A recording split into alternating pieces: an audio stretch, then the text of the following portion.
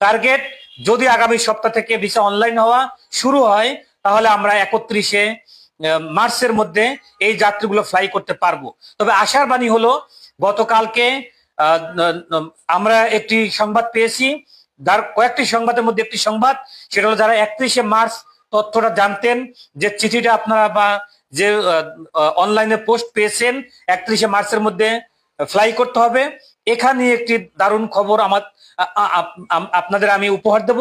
সেটা হলো এই শ্রম বাজারের সময়টা 31শে মার্চের জায়গায় 31শে মে হবে, অর্থাৎ ফের আরো 2 মাস সময় বাড়বে।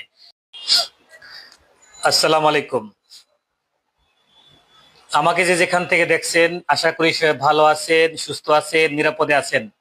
আজকে আমি মালয়েশিয়ার খুবই গুরুত্বপূর্ণ কয়েকটি ইস্যু নিয়ে কথা বলবো।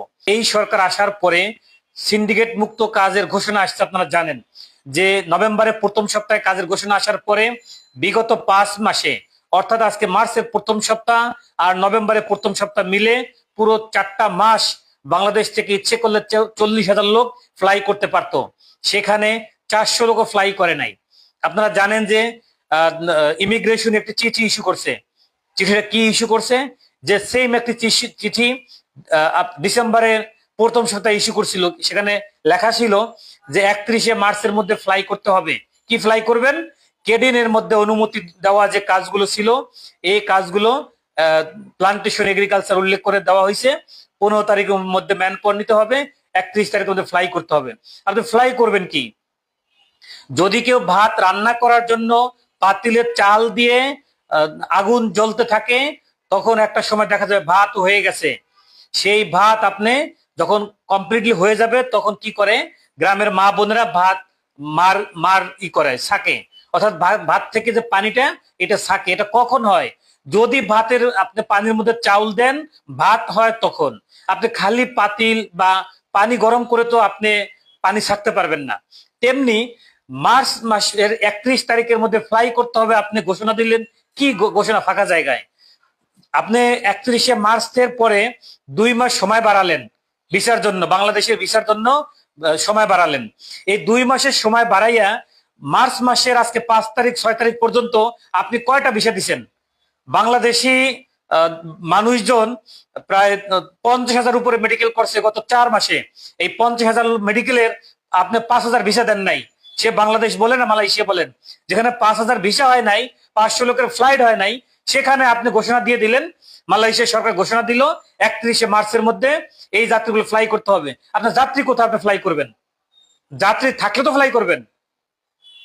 এগ্রিকালচার বলেন না প্লান্টেশন বলেন, যদি 50,000 লোকের মেডিকেল করা থাকে, আমরা ইদানিং দেখতেছি, আমি অনেকগুলো কোম্পানিতে আপনারা জানেন যে ইন্স্যুরেন্স করে রাখছি। এই ইন্স্যুরেন্স ধুয়ে পানি খাবো আমরা? ইন্স্যুরেন্স করে রাখছি আমরা, কোম্পানিকে আমরা টাকা দিছি, কোম্পানিকে ফাইল দিছি, কোম্পানি আমাদের ইন্স্যুরেন্স করে দিছে।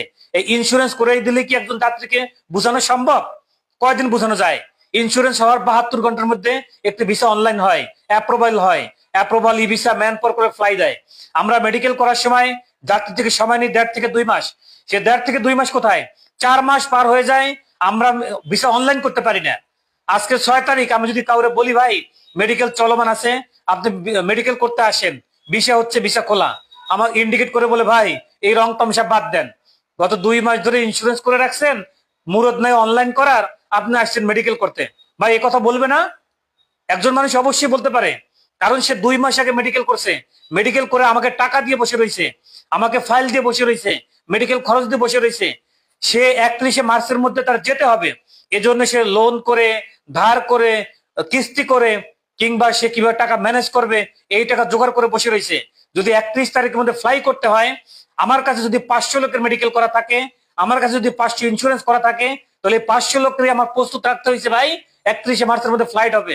তার মানে এই সপ্তাহে আপনি ভিসা পাবেন। এই সপ্তাহটা আজকে বৃহস্পতিবার চলে গেছে, কালকে শুক্রবার, মালয়েশিয়ার সপ্তাহ শেষ।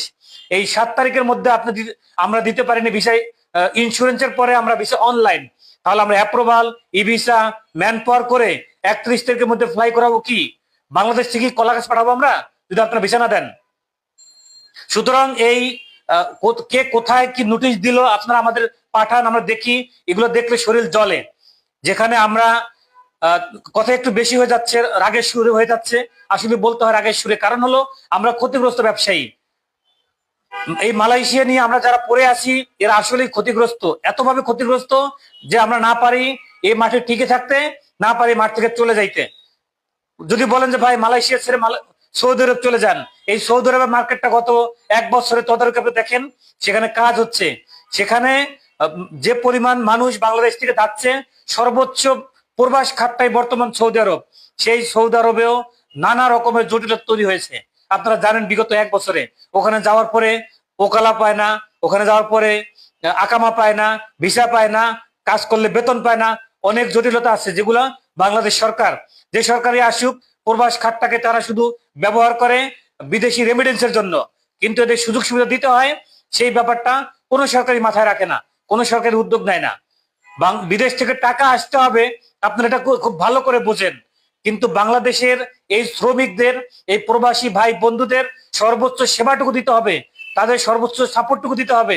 তাদের সুবিধা অসুবিধার জন্য আমরা যাদের নিয়োগ করে রাখছি প্রবাসী হাই কমিশনার গুলো, তাদের তদারকি বাড়াইতে হবে, আমরা সেটা পারি না। সেখানে নানা রকমের হয়রানির শিকার হয় এই প্রবাসী বাংলাদেশিরা। আমরা ওখান থেকে টাকা আসে, সেটা পেতে খুব ভালো লাগে। শ্রমের সেই টাকা দিয়ে বাংলাদেশের উন্নয়নের টাকা সচল হয়, আমরা এটা খুব ভালো বুঝি। ওই বৈধ টাকা, ওই রেমিটেন্সের টাকা বাংলাদেশে আসে বৈধভাবে, এদেশের ভদ্রলোকের আবার সেই টাকা বস্তা ভরে ভরে যার যার মামা বাড়ি পাঠাই দেয়। তো মূল আলোচনা ছিল মালয়েশিয়া কেন্দ্রিক। মালয়েশিয়ার এই যে আমরা যারা এখনো বসে আছি, আপনারা জানেন যে আমি বিজ্ঞাপন দিয়েছি, আমি পোস্ট দিয়েছি গতকালকে, যে আমাদের কোম্পানি বলেছে যে আগামী সপ্তাহ থেকে যে ইন্স্যুরেন্স গুলো করা আছে এগুলো অনলাইন শুরু হবে আগামী সপ্তাহ থেকে, অর্থাৎ আগামী সোমবার থেকে ইন্স্যুরেন্স শুরু হবে। তো আমরা যে কোম্পানিগুলোতে কাজ নিয়েছি ওই কোম্পানিগুলোতে কিছু কিছু কোঠা খালি আছে, কোঠা পূরণের জন্য আমাদের দ্রুত মেডিকেল করতে হবে। আমরা আজকে থেকে মেডিকেল শুরু করেছি ওই কোঠাগুলো পূরণের জন্য। সেখানে আমাদের পেমেন্ট ভিসা হওয়ার পরে, অর্থাৎ ভিসা অনলাইন হওয়ার পরে পেমেন্ট দেবেন, সেই সুযোগটা আমাদের আগে ছিল না। কিন্তু যেহেতু আমাদের কোটা ফিল আপ করতে হবে এবং আগামী শুক্রবারের মধ্যেই ইন্স্যুরেন্স গুলো কমপ্লিট করতে হবে, যে কারণে আমাদের মেডিকেল গুলোও সোম থেকে মঙ্গলবারের মধ্যেই শেষ করতে হবে। সেই টার্গেটে আমাদের শনি রবি সোম মঙ্গলবার পর্যন্ত মেডিকেল করে কোঠা ফিল আপ করার স্বার্থে আমাদের এই কাজগুলো শেষ করতে হবে। এবং আমরা যদি মঙ্গলবার পর্যন্ত মেডিকেল করি, শুক্রবারের মধ্যে ইন্স্যুরেন্স কমপ্লিট হবে এবং আমাদের সর্বোচ্চ টার্গেট, যদি আগামী সপ্তাহ থেকে ভিসা অনলাইন হওয়া শুরু হয় তাহলে আমরা 31শে মার্চের মধ্যে এই যাত্রীগুলো ফ্লাই করতে পারবো। তবে আশার বাণী হলো, গতকালকে আমরা একটি সংবাদ পেয়েছি, যার কয়েকটি সংবাদের মধ্যে একটি সংবাদ, সেটা হলো যারা 31শে মার্চ তথ্যটা জানতেন, যে চিঠিটা আপনারা বা যে অনলাইনে পোস্ট পেয়েছেন 31শে মার্চের মধ্যে ফ্লাই করতে হবে, এখানে একটি দারুণ খবর আপনাদের আমি উপহার দেব। সেটা হলো এই শ্রম বাজারের সময়টা 31শে মার্চের জায়গায় 31শে মে হবে, অর্থাৎ ফের আরো 2 মাস সময় বাড়বে। এখন কথা হলো, আরো 2 মাস সময় বাড়লে তো হবে না। মেডিকেল করেছি 3 মাস আগে, তো 3 মাস আগে মেডিকেল করা মানে একজন যাত্রী 3 মাসের মধ্যে ফ্লাই করতে হবে। 3 মাসের মেডিকেলের মেয়াদ থাকে, সেই মেয়াদের মধ্যে আমরা ভিসা অনলাইন করতে পারতেছি না। তাহলে আমরা আরো 2 মাস সময় বাড়াইয়া করবোটা কি? যদি 2025 সাল পুরোটা সময় দেওয়া হয়, আর যদি সেখানে আমাদের ভিসা না হয়, আমরা ফ্লাই করতে না পারি, তো এই সময় বাড়াই তো আমাদের কোনো লাভ নাই। তো এটা হলো মূল কথা, যে একদিকে আপনার সময় বাড়ান ঠিক আছে, পাশাপাশি আগামী সপ্তাহ থেকে কেন, আগামী কালকে থেকে যেন ভিসা অনলাইন হওয়া শুরু হয়। আপনারা অ্যাপ্রুভাল আমাদের দেন, আমাদের ভিসা দেন, আমাদের ম্যান পাওয়ার করে ফ্লাইট ব্যবস্থা করেন। আর যদি আপনাদের চিন্তা থাকে যে এই বাজার সিন্ডিকেটের আন্ডারে খুলবে, আপনারা সেই সিন্ডিকেটের বাজার দিবেন, সিন্ডিকেটের পুরো বাজারটা ধরে ব্যবসা করবে, তাহলে সিন্ডিকেটই করুক। সিন্ডিকেটের আন্ডারে হলেও আপনারা মার্কেটটি খুলে দেন। একটি বছর অপেক্ষা করছে আটকে পড়া যাত্রী যারা 18,000, তার বাইরে আছে ই ভিসা অ্যাপ্রুভাল, ভিসা অনলাইন হওয়া, কিংবা আগের বছর মেডিকেল করে ঘুরছে, বা নতুন করে এই যে 4-5 মাস মেডিকেল করে ঘুরতেছে, এরকম লক্ষাধিক যুবক বেকার বাংলাদেশে খুব মানবতা জীবন যাপন করতেছে। এই বেকারদের দিকে তাকিয়ে এবং এই প্রবাস খাতের আমরা যারা ছোট বড় ব্যবসায়ী আছি, এই ব্যবসায়ীরা যাতে আমরা ক্ষতিগ্রস্ত না হই, ফকির না হই, পড়ে না যাই, আমাদের দিকে তাকাইয়া এই বাজারটা আপনি খুলে দেন।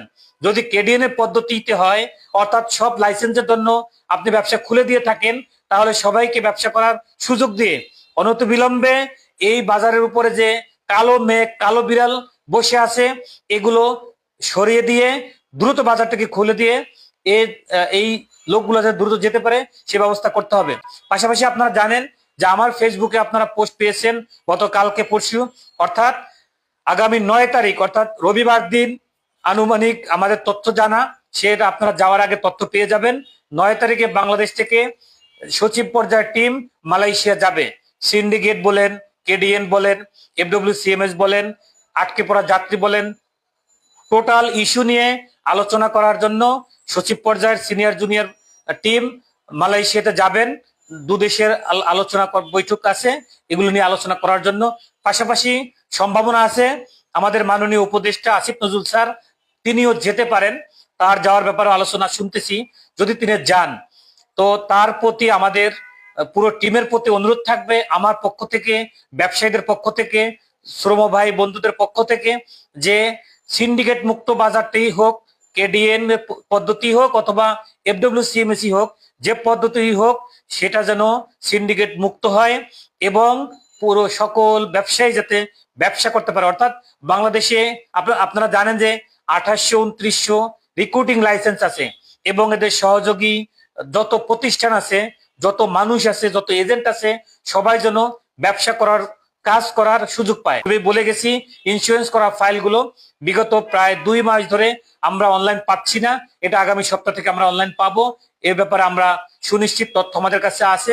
পাশাপাশি আপনাদের ফাইলগুলো যেখানে জমা দেওয়া আছে, যদি মেডিকেলের মেয়াদের মধ্যে আপনাদের ইন্স্যুরেন্স করা থাকে, নির্ভয়ে নির্দ্বিধায় আপনারা চুপচাপ বসে থাকেন, কারো কথায় কারো প্ররোচনায় পাসপোর্ট তুলতে যাবেন না, ডানে বামে যাবেন না। শুধু যোগাযোগ রাখবেন, বিশ্বাস রাখবেন ওই এজেন্সি কিংবা আপনার পরিচিত ভাই বন্ধুর প্রতি। আশা করি কাজ হবে যদি আপনার ফাইল ইন্স্যুরেন্স হয়ে থাকে। আর যদি ইন্স্যুরেন্স না হয়ে থাকে, মেডিকেলের মেয়াদ শেষ হয়ে যায়, তাহলে আপনাকে আমি অনুরোধ করব আপনি ওখান থেকে পাসপোর্ট তুলে নিতে পারেন। তুলে নিয়ে আপনি অন্য যেখানে ভালো লাগে সেখানে জমা দিতে পারেন।